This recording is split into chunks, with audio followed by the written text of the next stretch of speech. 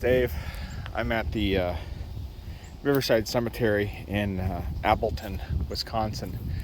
I'm here for the grave of Kate Blood Miller. She was born in 1851, died 1874 at the age of 23 in Lawrence, Kansas. So this one's kind of a tricky one to find. If you use Find a Grave, it gets you basically right here in front of Conkley Barnes Monument over there, and then another good point of reference will be the one with the orb over here. I'm going to walk to it. So if you can find the orb here, we'll get the name off this one. Then you should be able to kind of find the rest of the way to Kate Blood's final resting place, which is separate from the rest of the cemetery. So if you can find the Reader Smith orb, you know you're close. So park your car near the orb, or you can park where I parked, just over here, kind of a dead end, chained off area. Leads down to Kate Blood's final resting place. So Kate Blood, she's the woman behind a lot of urban myths, legends here in Appleton. She's been called an axe murderer and a witch. So anyways, park your car here. You should be able to see the dead end path. Here you can't go any further with the car, and you'll see a unmaintained path heading down. So regardless.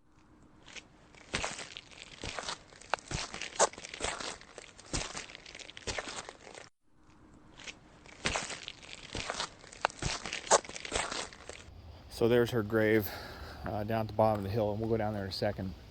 But as you can see, we're about 30 or so yards down the hill. See if we can see my car. No, can't quite. But car's right up there, so it's chained off, so you have to walk down here. And then we have Kate's grave right down here. So, urban legend has it that she killed her husband and her children and committed suicide with an axe. Or she killed her husband and children with an axe, and she committed suicide. And that's why she's, buried all the way down here, separate from the main cemetery up the hill here. I mean, obviously you don't want to have somebody that killed her husband and children buried with the rest of the good folks of Appleton. The other rumor is that her husband killed her. Then why bury her separate from everybody else?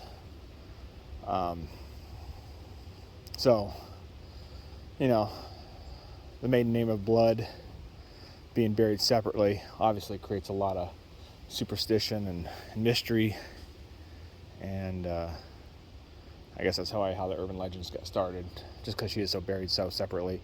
You do see that in a lot of cemeteries where like a suicide victim or a murderer is buried away from everybody else, but that's not the case here.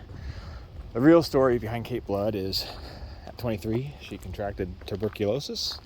She went down to stay with friends or family down in Kansas, warmer climate, and she died, as so many tuberculosis folks did.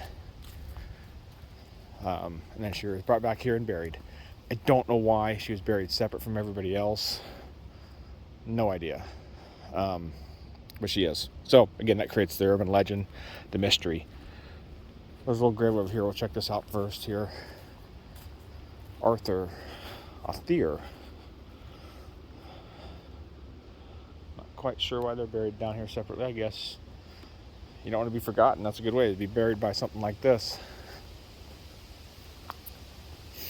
She had 3 children. We have one other grave over here. I'll check that out before we go up to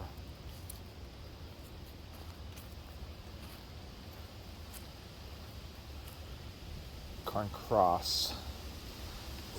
Fairly old burials here, and there's a lot marker here I saw on the ground, almost hidden. Lot 1, or I. So this is a surveyed lot for the cemetery. There's a water source up there too. So, well, let's go look at Kate's grave and her husband George. Like I said, the legend said that she killed her husband and her children. But you can see George Miller lived till he was 1916, almost 40 years after Kate's death. So Kate Blood, wife of George M. Miller, 1851 to 1874, then George M. Miller, 1846 to 1960, 16 Miller.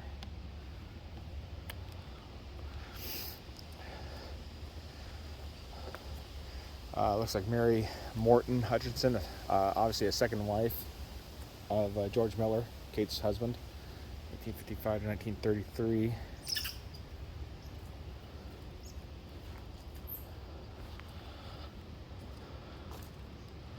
Actually, those may be M. Blood Miller. It's buried right here. That's just a family stone up there. So you have Kate. We have George, her husband. And then probably his second wife, who I said was Mary Moulton Hutchinson. Buried here. Yep. Mary Hutchinson Morton. So you have George and his two wives on either side of him, with Kate Blood being over here. Again, she was the first burial out here, all by her lonesome, until her husband and her husband's second wife would join them. So, and we can just kind of see the cemetery here up on the hill. I don't know if you can see, there's a tombstone right there, or monument there. So a couple main ones up there. But so there you go. Mysterious final resting place of Kate Blood, the source of so many urban legends here in Appleton, Wisconsin.